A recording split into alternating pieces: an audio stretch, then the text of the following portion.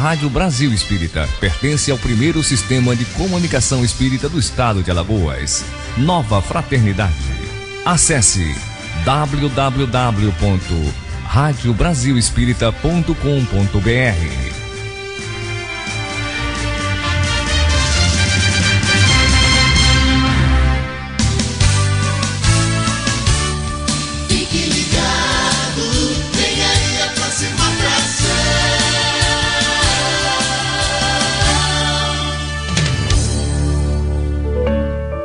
A partir de agora, na Rádio Brasil Espírita, Conversa Fraterna.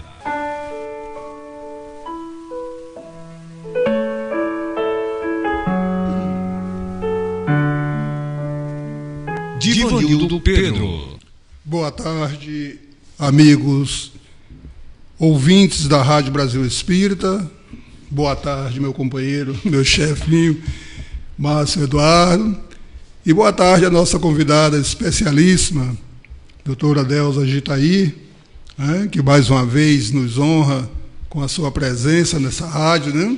E que também vem nos trazer um pouco mais do seu conhecimento com o tema Caridade e Oração, para que nós façamos uma reflexão e possamos incluir esses conhecimentos em nossa vida de relação e na nossa vida espiritual, né? Para que a gente tenha mais caminhos a seguir, né?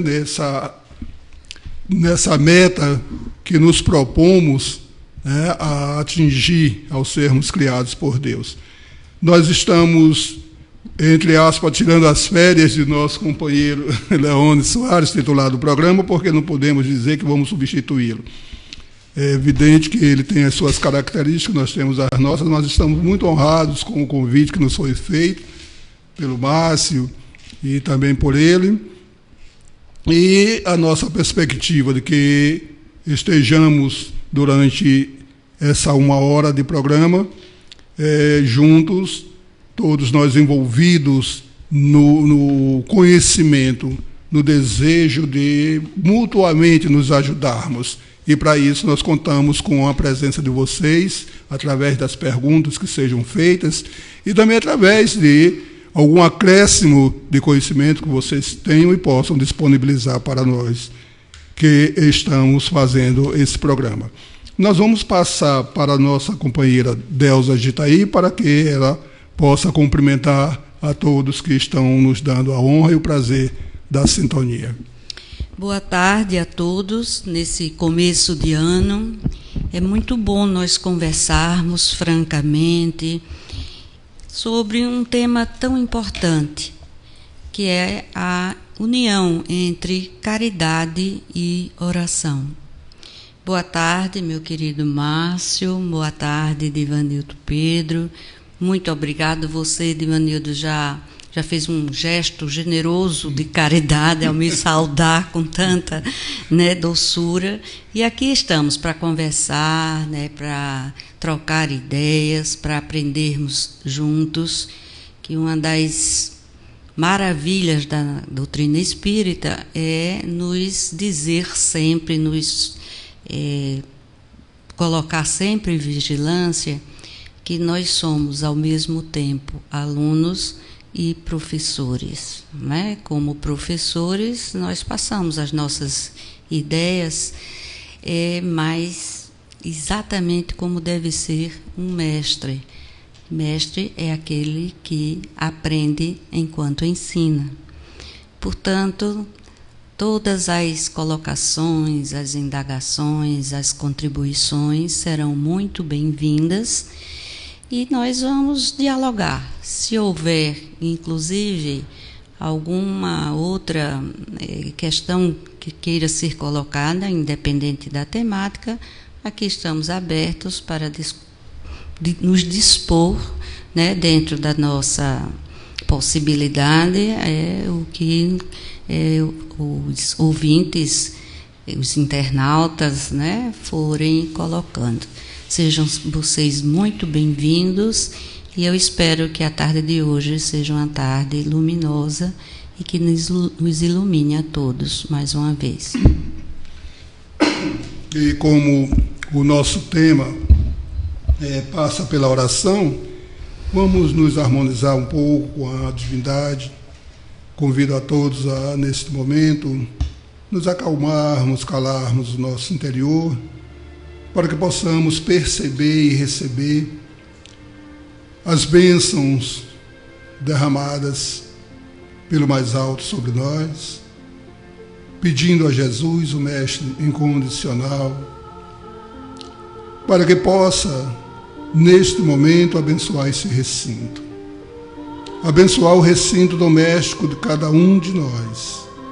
Abençoar o nosso recinto interior, nos trazendo a paz, a harmonia e a luz, para que nós, fortalecidos, possamos melhor servi-lo, servindo ao próximo, para que tenhamos um crescimento saudável, amoroso e fraterno, dentro da proposta do Pai, para que alcancemos em futuro a felicidade plena. Que a luz amorosa de nossa Mãe Maria de Nazaré, com seu imenso amor pela humanidade, se faça em nossas vidas. E que Deus, nosso Pai, nos abençoe neste momento e para todo sempre. Que assim seja.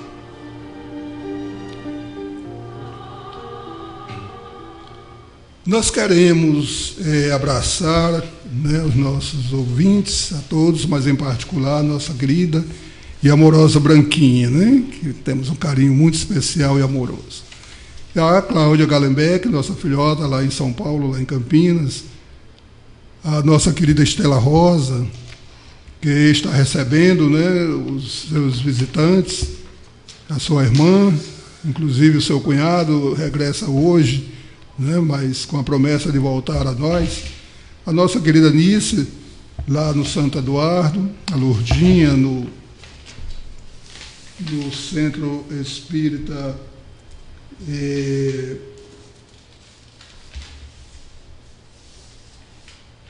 Lar do Amor Franciscano, entre outros, todos sintam-se abraçados. Vamos iniciar nossa conversa com a nossa querida Delza Gitaí, falando um pouco sobre a pessoa de Delza Gitaí. Falando assim um pouco da sua trajetória, profissional, sua trajetória pessoal, enfim, como Delza Gitaí se vê inserida na vida. Já sou para falar? Já. Nossa. É com você. Queridos ouvintes, essa foi uma pegadinha. Não, eu me vejo inserida na vida ainda com muito a fazer. Porque na nossa proposta, nós estamos aqui com a única missão, como diz Leon Denis, que a única missão do Espírito é o amor. E aprender a amar não é fácil. A gente pode até se imaginar com muito amor pelos filhos, como de fato, tenho 5 filhos, já tenho 6 netos, esperando a Marina. Que metade dos meus. Que vai ser a 7ª, e meus irmãos, os que aqui estão ainda com a gente, e os que já partiram, meus sobrinhos, todos. Então, eu tenho o privilégio de ter uma família muito, muito maravilhosa, Uma família que está sempre presente, que a gente troca experiências, que a gente troca amizade. Na minha vida profissional também, Eu sou médica, não exercito mais a profissão da medicina, do ponto de vista da medicina de ter consultório, da medicina tradicional, mas, além disso, eu guardo em mim, desde novinha, o talento, vamos dizer assim, porque é algo que Jesus nos dá, de ser professora. Então, eu comecei a minha vida como professora, eu tinha 14 anos, e na época eu comecei ensinando. Naquela época existia o chamado exame de admissão, E aí, gente, lá estava eu fazendo 3ª série de ginásio e, ao mesmo tempo, ensinando uma turminha, né, lá no educandário Nossa Senhora de Lourdes, ali na Pajuçara, perto de onde eu morava, ao pessoalzinho do 4º ano para fazer exame de admissão. E assim foi. Depois eu fui para a faculdade, né, passei no vestibular, fiz medicina, e no 3º ano de medicina eu entrei também como professora no Estado, na época o CEPA, né? E que hoje é o Centro Educacional Antônio Gomes de Barros. E aí, novamente, me deparei com grandes desafios, porque eu fazia 3º ano de medicina e ensinava química aos meninos e meninas quase da minha idade, porque era do 3º ano científico também para fazer vestibular. Então, novamente, ajudar aos irmãos iguais, até na faixa etária, a superar as dificuldades para passar no vestibular. E fiz meus 3 anos de medicina como professora de química dos 3º ano científico. Eu tinha turmas noturnas, né? E por ter turmas noturnas, e até por isso que Leone brinca, dizendo que foi meu aluno, foi dessa época, eu tinha alunos, inclusive, mais idade do que eu. Né? Depois fui fazer minha pós-graduação. Quando eu fui fazer minha pós-graduação, eu fui para o Paraná, né? E aí já fui casada, e aí lá no Paraná encontrei uma segunda família. Uma família que me acolheu, claro, eu fiquei no meu espaço, né, no meu apartamento, que a gente alugou lá, mas uma família que me acolheu, que a gente ficava juntos nos finais de semana, quando podia, né, porque era uma pós-graduação. E essa família era espírita. E era um pessoal que tinha sido de Maceió, que eu não conhecia antes. Eu tive a felicidade de uma funcionária do CEPA. A professora, a senhora vai para Curitiba? Eu tenho lá um pessoal muito amigo. Ela mandou uma cartinha que eu ia, e olha, esse pessoal de uma caridade, de uma generosidade, que eu cheguei, nunca tinham me visto, como se diz no popular, mais gorda. Naquele tempo eu era magrinha. E nos acolheu assim, né? Do mesmo dia foram lá no hotel que a gente estava, e a gente já jantou juntos. Depois saiu com a gente procurando apartamento, e enfim, fizemos uma enorme amizade. E essa família se mantém amiga, né? É a minha segunda família do ponto de vista a família do Paraná. Vem aqui, fica um tempo com a gente vai lá, muito bem. Com eles eu comecei a conhecer a doutrina espírita, né? Seu Nilo e Dona Conceição frequentavam o Centro Espírita Luz Eterna, em Curitiba, onde a família ainda hoje E eu nunca fui ao centro lá, mas a gente passava final de semana juntos, né, viajando, conhecendo ali os arredores, e eles seu Nilo já era aposentado do Banco do Brasil, não era uma questão de mesma faixa etária, né, eram pais mesmo da gente, tinham 5 filhos. E eu comecei coincidentemente, o chefe do meu ex-marido era também espírita, lá no Banco do Brasil. E parece que as coisas se arrumaram de uma forma tal, né, que o convite veio fluindo na vida da gente. Antes eu não tinha religião. Eu fui criada num espaço, numa família que tinha uma ancestralidade batista, mas não tinha uma prática, né? Eu frequentei a igreja batista na minha infância, nos encontros dominicais e tudo, mas ainda muito novinha, então não era nem batizada. E aí a coisa fluiu naturalmente, e eu me tornei espírita, não é, muito mais pelo racional do que mesmo muito mais por admirar aquela proposta de um Deus de justiça e de amor. Eu que militava na saúde e na saúde pública, para entender como é que se dava aquelas dificuldades todas em crianças. Eu tinha, né, a minha formação para pediatria social, como é que aquelas crianças podiam sofrer tanto, não é? E muitas vezes ir ao óbito por vontade divina, não é?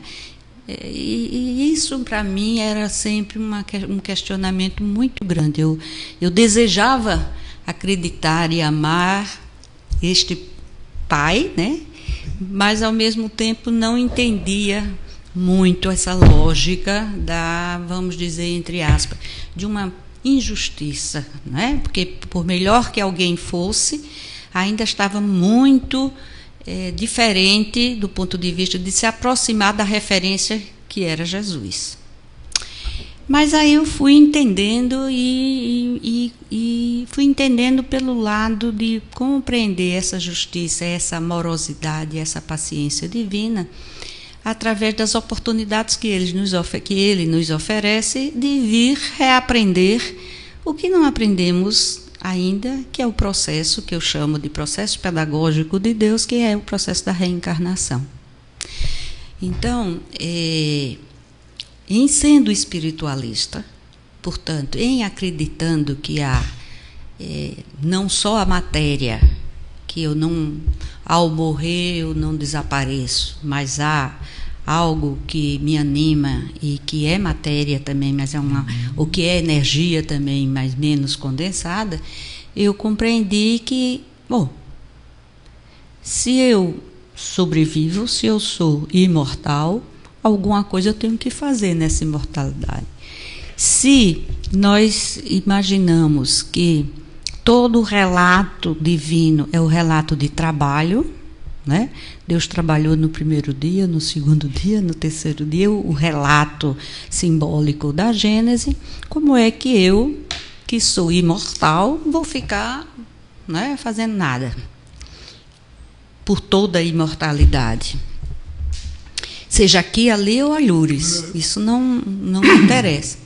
E aí fui compreendendo que uma coisa muito importante para mim, que foi o seguinte: eu não podia me imaginar nem melhor nem pior do que ninguém. Por quê? Porque essa questão da comparação nos dá uma dimensão ou de ser inferior ou de ser superior. E na medida que Deus é Pai de todos, não é? Eu tenho que entender todos como irmão. E isso seria a manifestação do amor. E é por isso que a gente, pelo menos eu me sinto ainda muito distante desse amor sem peias, esse amor completamente dissociado de uma vontade que o outro seja assim ou diferente, né? Então, reforçando a minha entrada, depois eu voltei para Maceió, quando terminei a pós-graduação, e fui convidada, e continuou o processo fluindo, às vezes com mais intensidade, às vezes com menos intensidade. O que me atrai mais na doutrina espírita são as leis morais, né? O fenômeno espírita, o fenômeno da mediunidade é fato, mas eu não me sinto muito mais atraída por isso, e mais pelo Evangelho segundo o Espiritismo, por exemplo, me dá uma nova dimensão, né, daquilo que Jesus veio nos trazer e nos mostrar. E aí, como eu tenho alguma facilidade de me comunicar de público, eu comecei a ser convidada para fazer uma palestra, uma conversa, uma dinâmica, um trabalho, e me tornei, né, ao longo, isso que você me perguntou, uma chamada divulgadora espírita, né? Isso não quer dizer, e eu digo nas palestras, quando me dão um tema, eu fico pensando, por que é que me deram esse tema? E sempre acho que me deram esse tema porque eu preciso estudar este tema. eu preciso refletir sobre esse tema, eu preciso me expor diante de um tema que, com certeza, é um tema que diz respeito a uma socialização de necessidades daquele grupo. Nunca como, está vendo, tem que ser assim, eu tenho que, porque cada um de nós tem as suas crenças e que devem ser respeitadas, né? Então, é nesse aspecto que eu me coloco. Por exemplo, convidada por vocês para vir aqui, eu venho com vontade muito grande de aprender, mas venho também com a certeza de que posso dizer algo útil para alguém, pelo menos do ponto de vista de alguma forma diferente ou reforçar alguma visão de mundo ao colocar minha própria experiência. Em suma, o que eu quero dizer é que as coisas não são empacotadas, não são compradas prontas, né? Tudo é um processo. E o processo da vida é um processo que pode ser muito lento, mas é gradual. E sempre, sempre é um processo que vai nos trazer, se estivermos atentos, a perspectiva e as oportunidades de olhar para trás e olhar para frente e dizer, mas o tempo é hoje. É agora que eu posso fazer diferente, e se eu quiser e me esforçar e trabalhar para isso, eu vou conseguir, desde que só dependa de mim. Exato. Bem, conhecemos mais um pouco, né, da nossa companheira Delza Gisdaí, e nós vamos para um breve intervalo para voltarmos com os nossos espectadores e suas perguntas.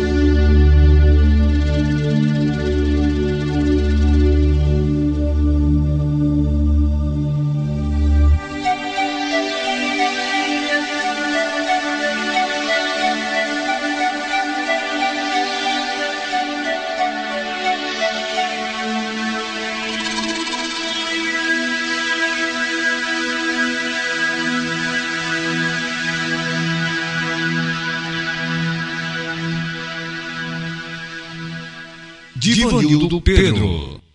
Pois é, meus amigos, voltamos, né, ao programa Conversa Fraterna. E antes de nós passarmos para os ouvintes fazerem as suas perguntas, nós queremos dar alguns avisos, que esse mês de janeiro nós temos o aniversário de fundação da nossa Federação Espírita do Estado de Alagoas, que foi realizado ontem, dia 6 de janeiro.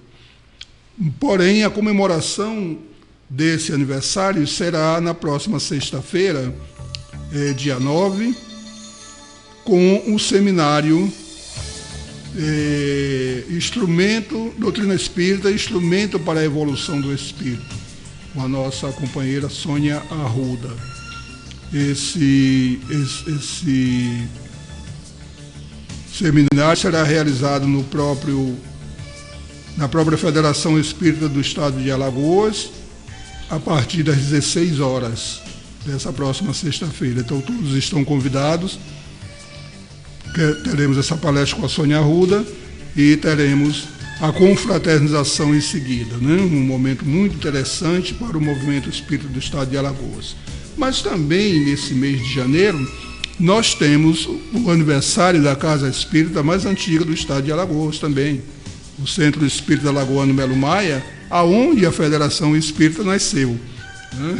Foi o primeiro local onde foi criada a Federação Espírita do Estado de Alagoas. Então, o Centro Espírita Melo Maia estará fazendo 116 anos no próximo dia 15 desse mês.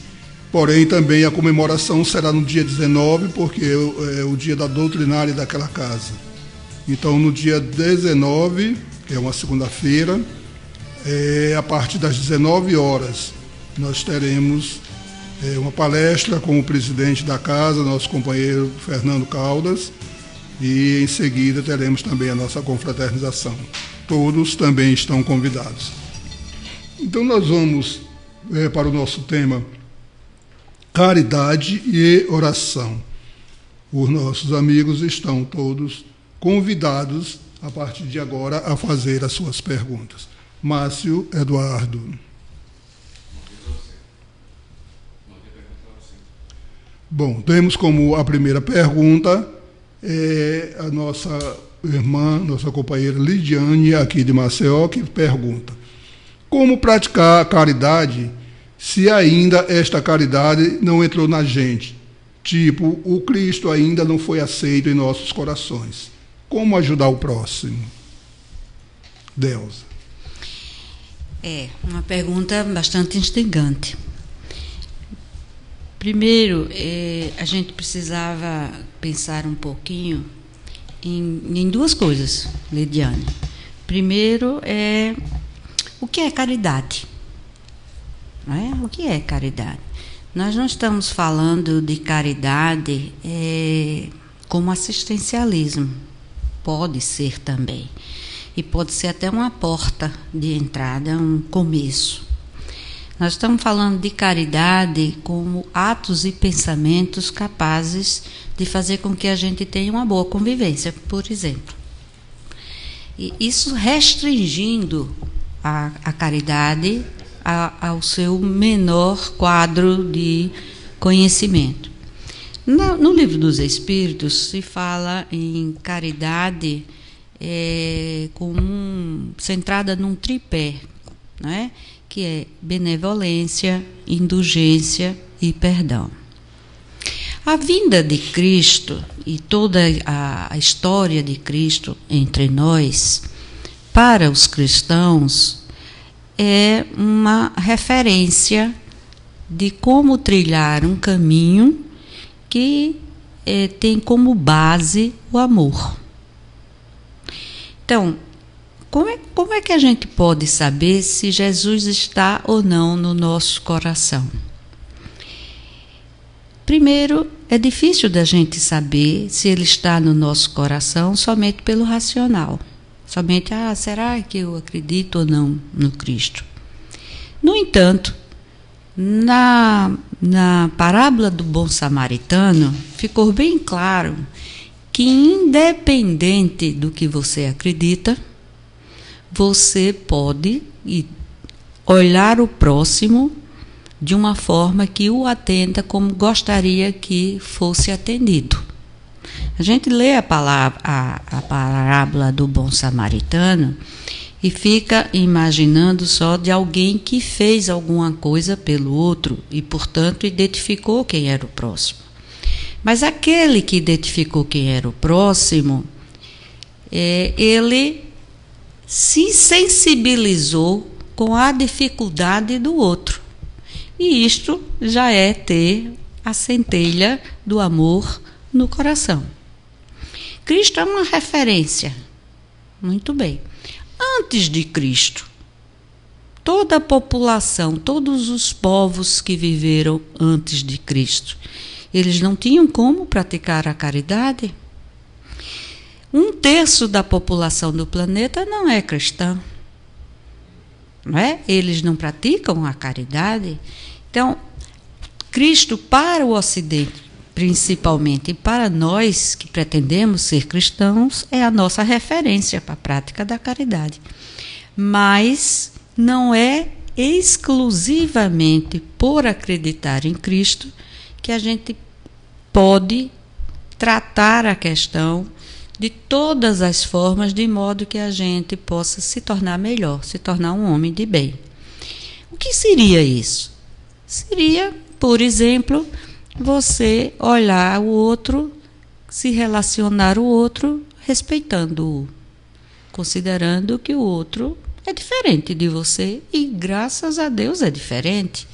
Porque são essas diferenças, né, nessa diversidade, inclusive biológica, que a gente se complementa. Né? A grande dificuldade de se entender, por exemplo, como seria um mundo só de clones, é porque a espécie se extinguiria, porque não haveria a diversidade nem biológica, nem de visão de mundo, nem de ideologia, nem de forma de se comportar. Então, haveria uma autoextinção. Então, ter Jesus no coração, nós todos temos, do ponto de vista de termos amor, porque nós somos centelhas divinas.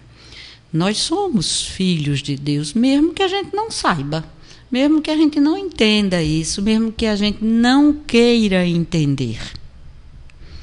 Mas tenho certeza que na hora que a gente tem um aperreio, vamos dizer, no bom nordestino, né? Na hora que a gente se vê em apuros, o primeiro pensamento é um pensamento transcendente. Né? Ah, meu Deus, quer dizer, pode você não chamar Deus, não chamar Jesus, você não chamar Nossa Senhora, mas você vibra por uma transcendência, porque você se sabe muito maior do que você é. E é disso que é bonito a gente ter a generosidade de perceber que o outro é tão bonito quanto a gente.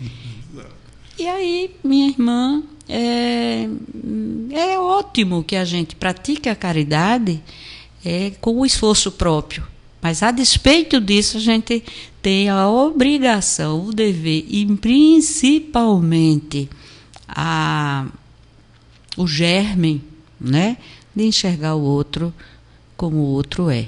E, portanto, respeitá-lo e olhá-lo com a generosidade que gostaria que nós fôssemos olhados por todos. Ok, eu achei interessante quando você fala assim dessa diversidade, porque casa exatamente com aquilo que você falou antes. Nós somos professores e alunos e precisamos ser assim. O que tem o conhecimento repassar para o outro, e aquela sede que nós temos do esclarecimento, né, nós vamos encontrar justamente naquele outro. Então, isso faz com que a gente realmente, com essa diversidade, a gente se complete e a gente cresça para uma melhoria, né? Bom, temos também o nosso irmão Danilo, de São Paulo. Boa tarde, Danilo. Boa tarde, São Paulo. Também com a sua pergunta. Ele indaga: qual a diferença da caridade entre as doutrinas? Bom, para muitas religiões, a caridade ela é lida, interpretada como amor, não é? Para nós também. A prática da caridade é a prática do amor, é o amor estendido, não é?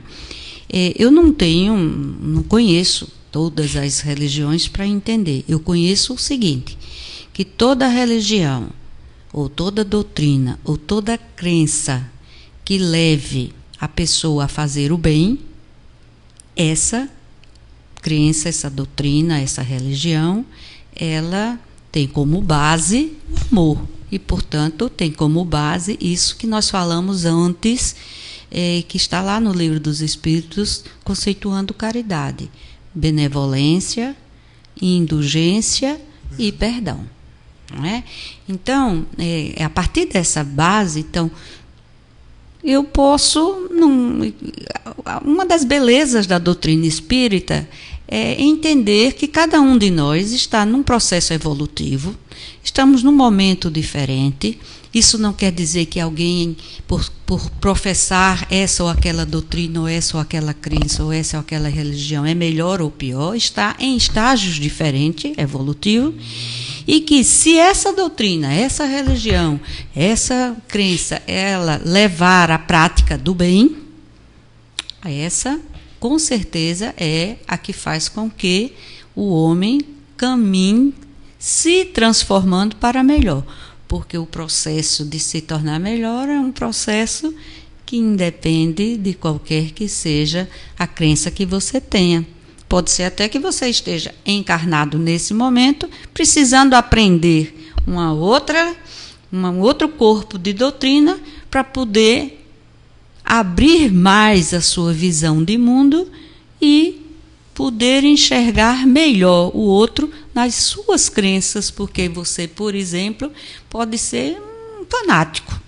Você pode enxergar somente, querer que todos enxerguem a vida por um único prisma, e precisa ter uma experiência em outro para poder entender que não é bem assim. Nós, na sua pergunta, está embutido o fato de que a caridade seria uma propriedade de alguma religião, de alguma crença, de que algum grupo. Não é. A caridade faz parte do gênero humano. A caridade é uma lei universal. Quem pode praticá-la? Portanto, todos nós, todos. Se a gente estiver enfermo, deitado numa cama, sem ter condições de nos locomovermos, a gente pode fazer uma oração, a gente pode enviar um pensamento bom, não é? A gente pode analisar, refletir sobre a vida e enxergar aquelas pessoas que contribuíram para nos ajudar, seja contribuindo com fatos negativos, e aí a gente perdoar, ou com fatos positivos e a gente agradecer, né? E enviar. Você pode estar no centro do poder e você tem uma visão de que, estando no centro do poder, você tem, sim, um compromisso muito grande com todos aqueles que estão sob o seu poder e fazer com que as coisas aconteçam de uma forma justa, equitativa, equilibrada, honrada. E isso também é a prática da caridade, né? Então, em qualquer lugar que você esteja, sob qualquer crença e sob qualquer situação, o homem, a mulher, que tem sentimento, que tem raciocínio, que é na escala evolutiva já é o animal mais evoluído do ponto de vista do homem integral, esse sim, ele pratica a caridade com certeza e tem condições para isso.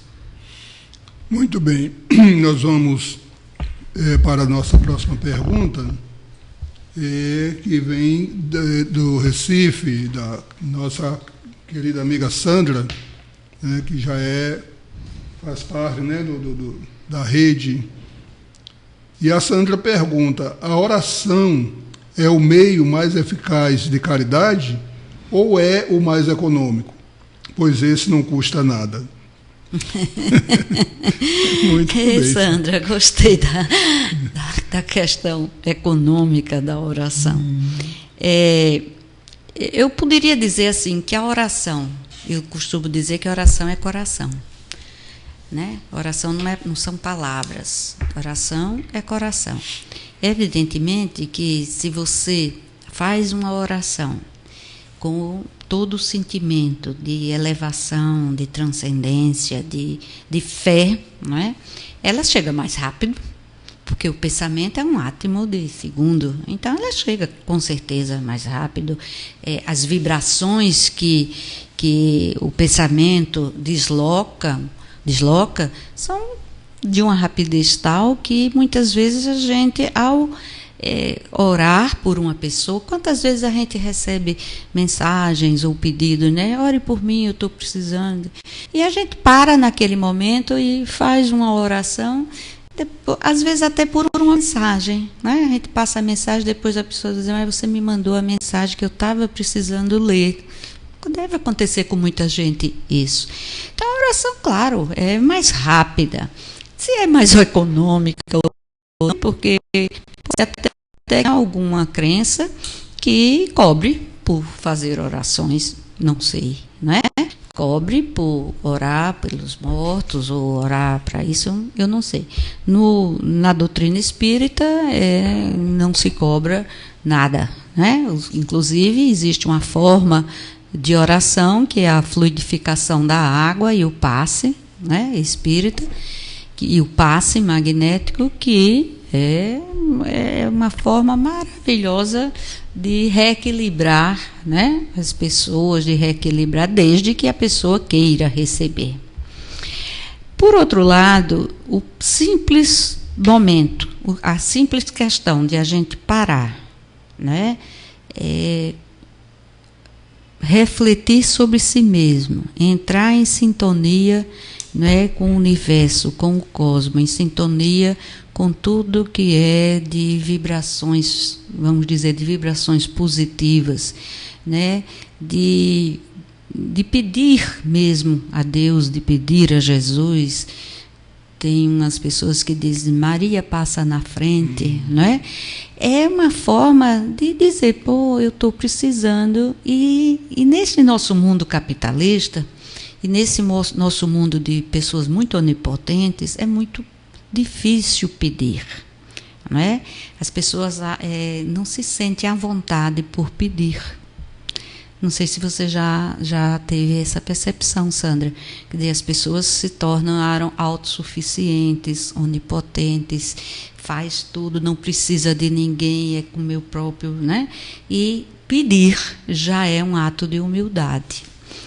Pedir com sinceridade, acreditando, é você construir em torno de você vibrações que lhe trazem, pelo menos, mesmo para quem não acredita, que lhe trazem pelo menos um reequilíbrio das próprias energias íntimas, né?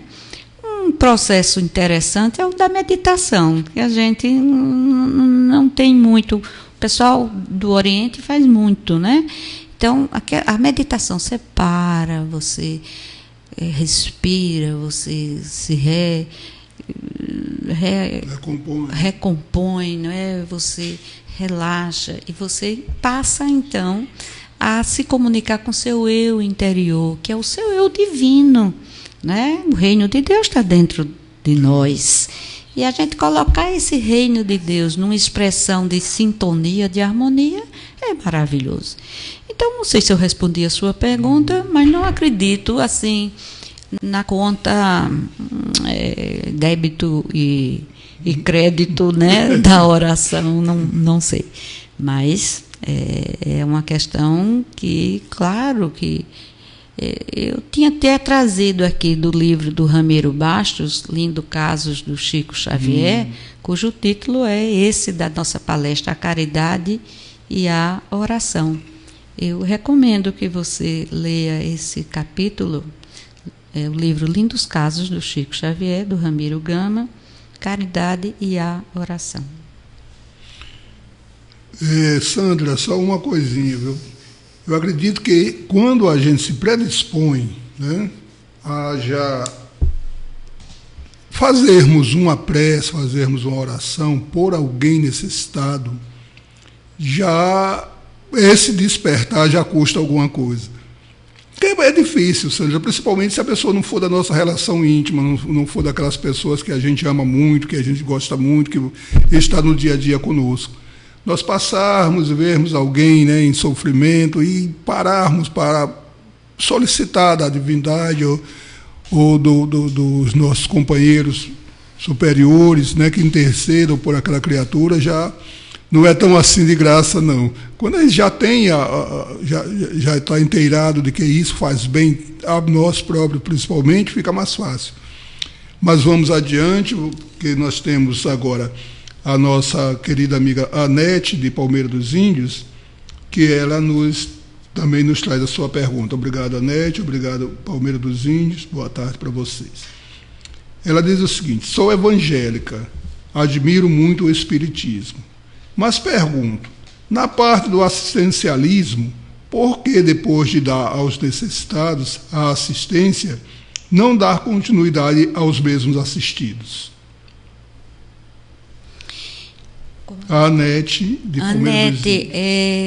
Me permita, eu não entendi muito a questão, mas pelo que eu entendi, de fato, aqui a gente há que considerar o seguinte: primeiro, quando a gente, qualquer que seja um programa de assistência, o ideal é que o assistido se torne autônomo.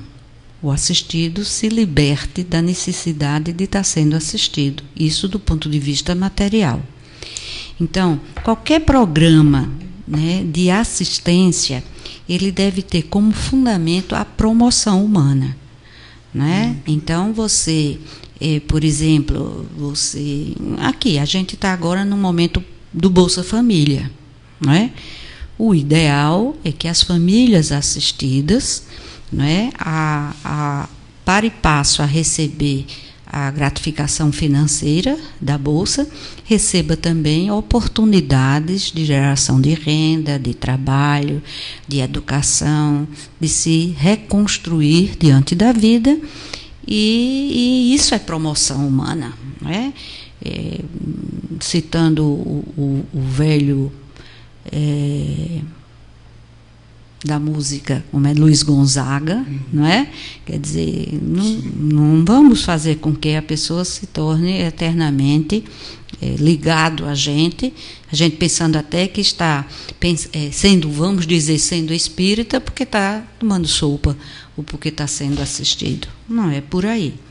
Essa é uma questão. A outra, como o Betinho nos dizia, o Betinho, né, o sociólogo, ele na hora de quem está com fome, ele não ouve ideias, ele não tem como aprender nada, ele tem primeiro que resolver a sua fome, não é? A gente não pode achar que vai fazer promoção humana com um indivíduo sem condições mínimas dignas de sobrevivência. É uma questão, né, que uma está levando a outra. No movimento espírita, nós fazemos as duas coisas, né? Por exemplo, não sei se você conhece o trabalho do Lar São Domingos, né? O Lar São Domingos, ele tem faz promoção social, cerca de 130 famílias ali ao redor, né, do lar. E essas famílias, todos os filhos menores de 3 a 18 anos, passam um turno no lar, que é o contraturno da escola. Então, não tem escola integral, infelizmente, ainda no Estado, não é? E, de uma certa maneira, o Lar São Domingos supre essa, que é papel de Estado. A gente só faz isso porque não tem, não é? Então, não há essa questão de fazer assistência agora e deixar de assistir. A gente faz assistência, por exemplo, praticamente todas as casas espíritas têm o trabalho com as gestantes. Como é o trabalho com as gestantes? As gestantes vão para a casa espírita, lá fazem o enxoval, os centros fornecem o material, tem pessoas que ensinam a bordar, a costurar, fazem o enxoval e saem para ter o seu neném com um enxovalzinho pronto. E além disso, com palestras sobre saúde, sobre aleitamento, né? Ao passo também de palestras sobre o evangelho, independente da religião. Nós temos nos centros espíritas pessoas, né, nesses grupos que não são espíritas, né, mas nós fazemos esse atendimento. Em outros centros se trabalha com por exemplo, a campanha do quilo, né? A campanha do quilo tem duas vertentes. Uma vertente é de quem pede, porque ao você bater de porta em porta pedindo alguma coisa para outra pessoa, você também está experienciando uma vivência de humildade, de pedir, de bater numa porta. E quantas vezes se recebe uns nãos bem redondos, né? E a pessoa faz, e todo aquele produto é para famílias muito necessitadas. Mas não é essa a questão, não é dizer assim, vamos viver da pesca. E aí é o velho provérbio chinês, né? Não vamos viver da pesca. Vamos fazer com que aprenda a pescar, né? Tem um centro espírita ali no Dique Estrada, por exemplo, o Nosso Lar, que faz um trabalho maravilhoso de assistência e promoção. Né? Tem muitas crianças, fazem assistência naquele pessoal, com aquele pessoal em torno, mas na perspectiva da promoção, porque é a gente dignificar o homem e não torná-lo indigno e dependente. Então, a questão é a liberdade, da oportunidade para crescer. Anete, e há um outro aspecto muito interessante também, de pessoas que não querem ser ajudadas, querem receber coisas. Essa promoção da pessoa humana, em muitos casos, as pessoas são chamadas a essa continuidade. Por exemplo, Melo Maia, ele teve um trabalho em que nós cadastrávamos a família e víamos quais os membros da família que poderiam ser capacitados para gerar uma renda para suprir as necessidades da sua própria família. Nada mais natural, nada mais justo. Né? Se eu sou necessitado, ou alguém da minha família, alguém que tenha essa, assim, ainda a juventude, que tenha as forças físicas, de suprir a ausência vamos dizer, do pai de família que está ao quebrado. E essa pessoa, ao terminar, nós capacitávamos essas pessoas, e quando essa pessoa estava capacitada, essa família saía do programa. Né? Então, em muitos casos, ninguém, mesmo tendo vários membros ativos, ninguém se apresentava para receber essa promoção, para receber esse trabalho. Então, em muitos casos, nós víamos as pessoas até se digladiando por uma cesta básica, por um farnel, por um depósito de sopa, como se fosse uma disputa material. Nós vimos o caso de pessoas chegarem em frente à casa espírita e dizer, daí eu só quero as coisas que ele dão. Né? Às vezes a gente chama para um grupo, seja de esclarecimento, não é impondo doutrina espírita a ninguém, mas que haja esse despertar, haja essa caridade espiritual, para não ficar só na caridade material. A pessoa despertar para o procedimento, vamos dizer assim, religioso, para entender melhor a vida, para se autopromover. E muitas pessoas não estão disponíveis para isso. E a doutrina espírita não violenta a consciência de ninguém. Então, nesse ponto, você precisa ser voluntário para receber o seu esclarecimento. Nós não pegamos a força, não tentamos fazer com que você entenda o que você ainda não tem condições de entender. Fica nas suas mãos, como Deus coloca a nossa vida nas nossas mãos. Jesus fazia muito isso. Se tu quiseres, tu crês que eu possa te ajudar. Então, deixar muito nesse ponto. Então, há esse aspecto também, que para a gente receber a caridade, a gente precisa estar disponível. Uma vez, eu não sei se você lembra disso, mas eu nunca esqueci. Estou me referindo a Delza, né? Ela estava falando dessa caridade espiritual, lá no Melo Maia. Ela foi fazer uma exposição lá e uma colega nossa entrou um pouco esbaforida, dizendo que passou por um acidente e não pôde fazer nada. Eu achei muito interessante. Delza depois virou para ela e disse: você fez uma prece? E ela aí se surpreendeu, né, com isso e ficou assim meio. Depois ela comentou, né, mas aquela foi no meu gogó. Então, essa caridade, né, espiritual, inclusive lá no Evangelho, né, que é a mais agradável a Deus, né, e também a mais difícil de ser executada, né? Então, para que a gente faça essa autocaridade, é preciso que a gente não fique preso a vantagens. E é uma coisa que precisa ser feita no momento da necessidade. Não pode se perpetuar. O Divaldo Franco, ele fala de uma experiência que ele teve, que chegou a uma casa espírita, e o dirigente da casa veio muito eufórico, satisfeito, apresentou a ele uma avó, uma mãe e uma filha, dizendo: olha, o nosso trabalho assistencial aqui, ó, nós já demos a assistência a essa senhora, que hoje já é avó, essa aqui que é filha dela, e essa que é filha da terceira.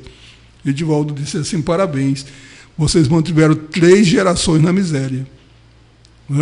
Porque não é o propósito, não é esse, ficar dando coisas pelo resto da vida, é justamente isso. De quando houver a necessidade, sanar essa dificuldade, essa necessidade. Mas promover para que não fique preso a isso. Então, é o caso de nós refletirmos o que é a assistência e o que é o assistencialismo, né? E o que é dar continuidade a essa assistência. Por exemplo, a coisa do enxoval das grávidas que há na casa espírita, né? Muitas se recusam a fazer o próprio enxoval. É assim, eu queria receber o enxoval. Mas ali nós não estamos trazendo a pessoa para trabalhar por ela mesma que fosse. Mas é um despertar. Porque aí há também esse pão espiritual, do esclarecimento, do conhecimento, de uma religiosidade. Não que você não é ficar preso ao espiritismo. É claro que a nossa orientação é da doutrina espírita. Mas para você desperte para o Cristo, desperte para Deus, desperte para o auxílio que você possa dar a você mesmo. Então, falar em caridade, falar em oração, né, que estão ligadas, né, é algo também já uma forma de caridade, de esclarecer, né, a força que tem. A caridade em si, ela, quando praticada nos moldes, né, que atendam a tudo isso, é Deus em ação. O amor em ação é Deus em ação. E Deus fica à vontade para falar um pouco mais da caridade e da oração. Enquanto o Ivanildo estava falando, eu estava me lembrando de uma passagem do livro chamado Perseverança, do Bacelli, né? Nesse livro, o título é Auxilia Agora.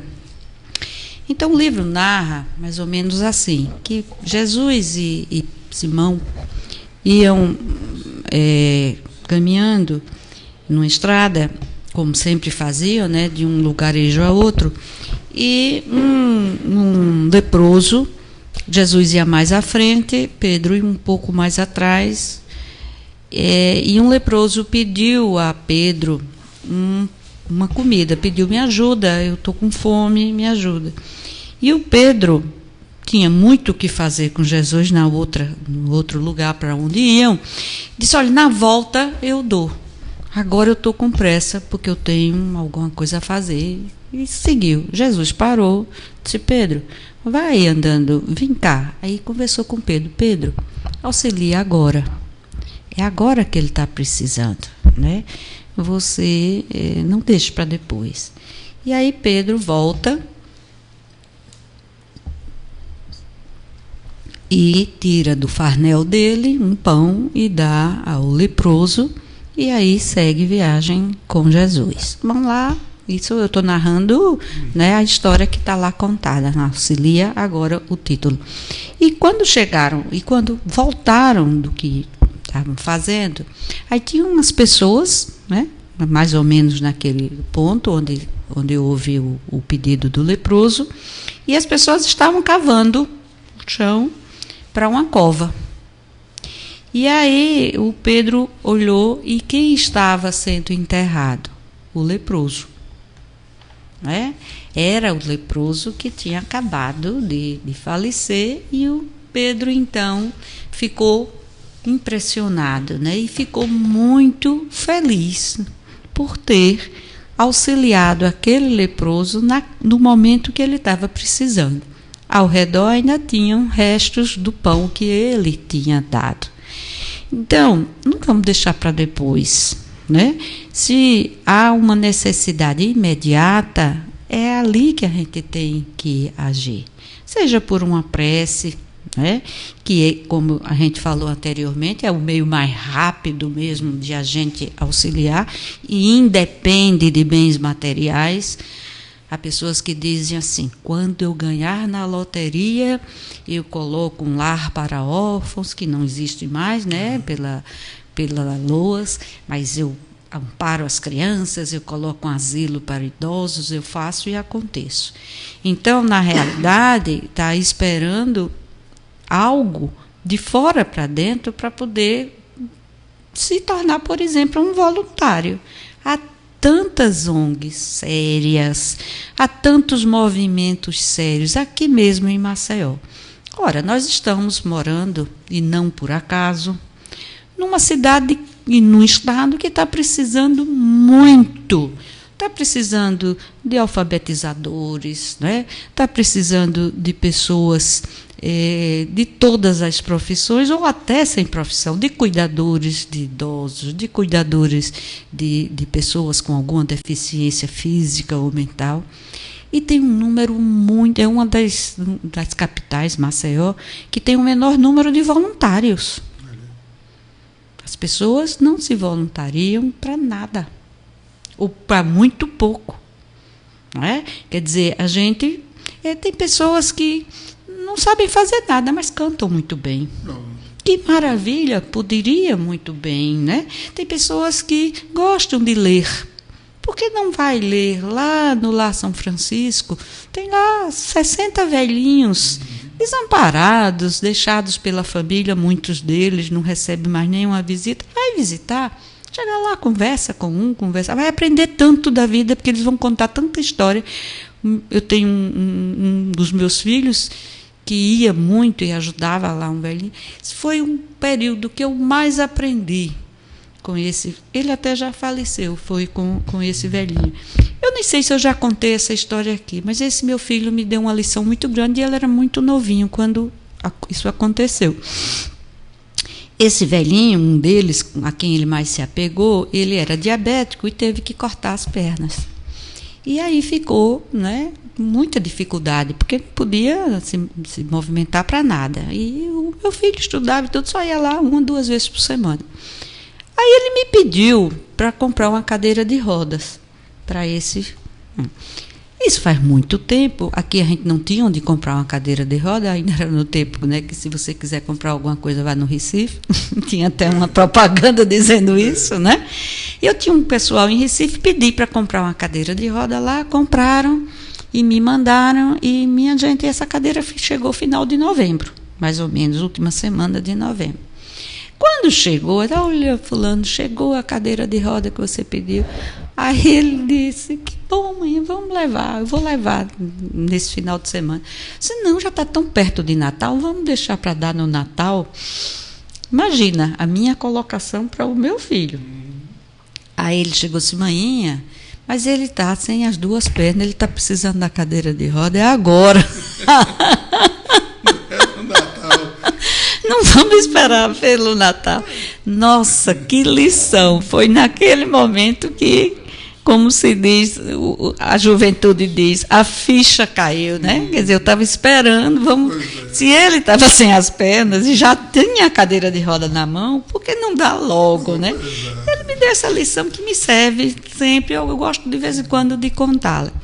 O Divaldo Franco, numa das palestras dele, que eu ouvi, ele contou a história de uma pessoa que se suicidou e que ele viu no jornal o nome dele e que aí ele rezava todo dia por ele. Mas quando ele contou essa história, ele contou que ele tinha o hábito de ler o jornal e ir nas notícias de mais violência, de mais dificuldades, pegar o nome das pessoas e toda noite ou toda manhã rezar por essas pessoas.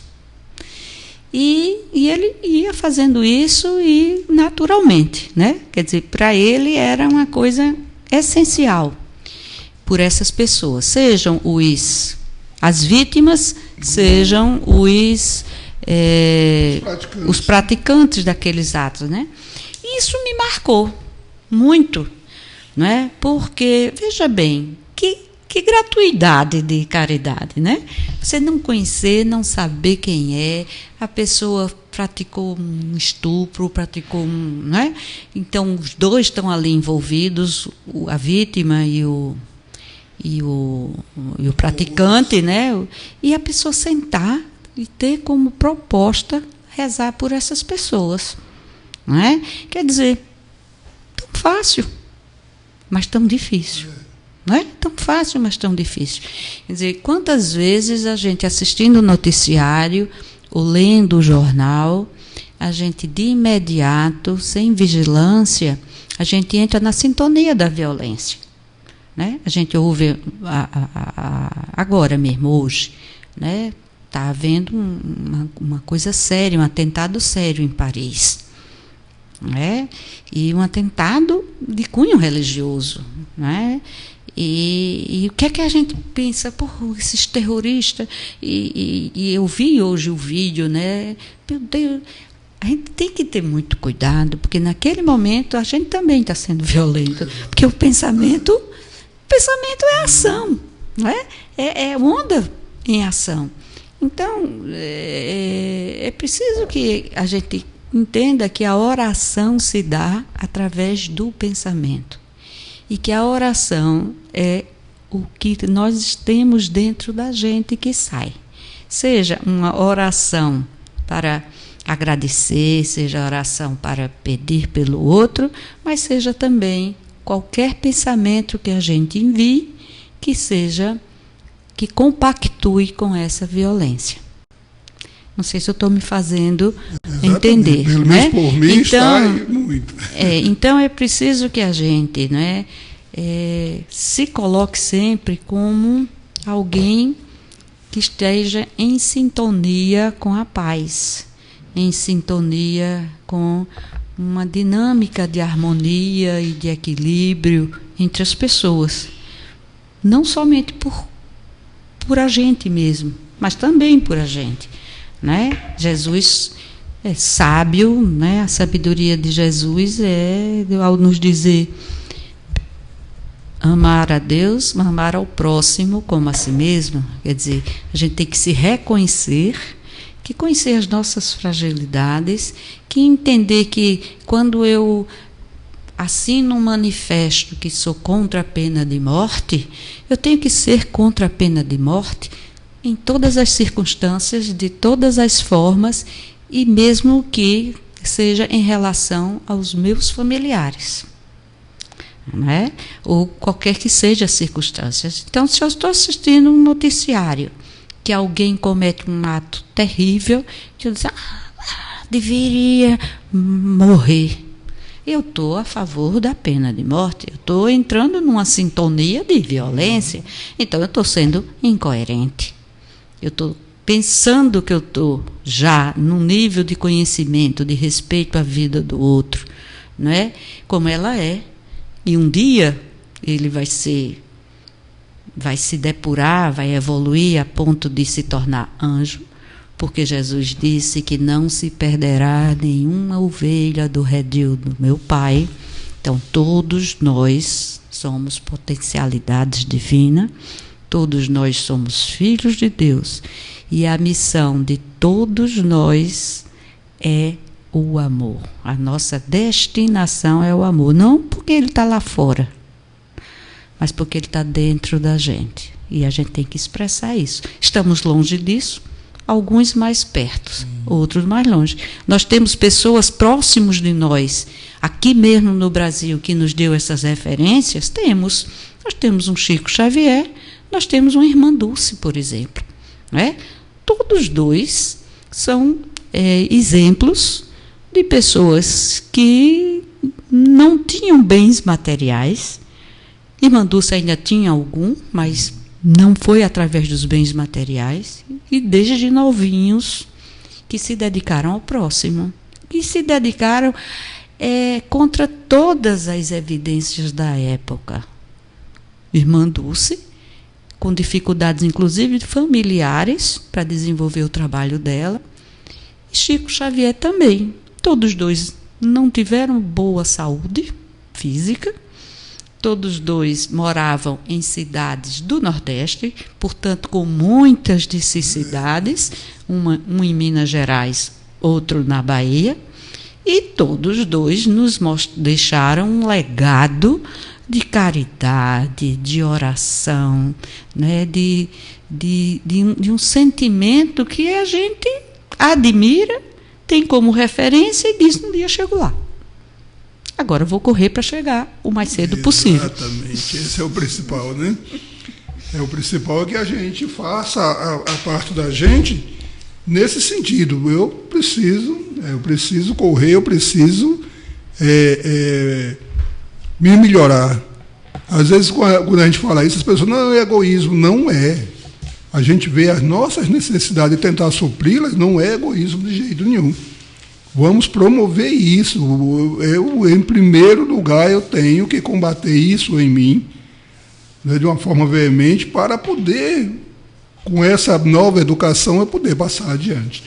Nós estamos muito felizes com esse primeiro momento, né, à frente desse programa, a Conversa Fraterna. E nós queremos agradecer a Lidiane de Maceió, ao Danilo de São Paulo, a Sandra do Recife e a Anete de Palmeira dos Índios pelas suas perguntas, né? E deixar bem claro que precisamos de vocês novamente. Nas próximas edições estejam conosco, né? Agradecer de modo especial a nossa querida Delza de Itaí, que aceitou o nosso convite e que esteve brilhantemente aqui à frente do programa, né, nos trazendo esses esclarecimentos sobre esses temas que aqui estiveram. Agradecer mais uma vez ao Márcio e ao Leones pelo convite, né, e a todos vocês que estão em sintonia conosco, esperando que na próxima semana nós estejamos novamente juntos.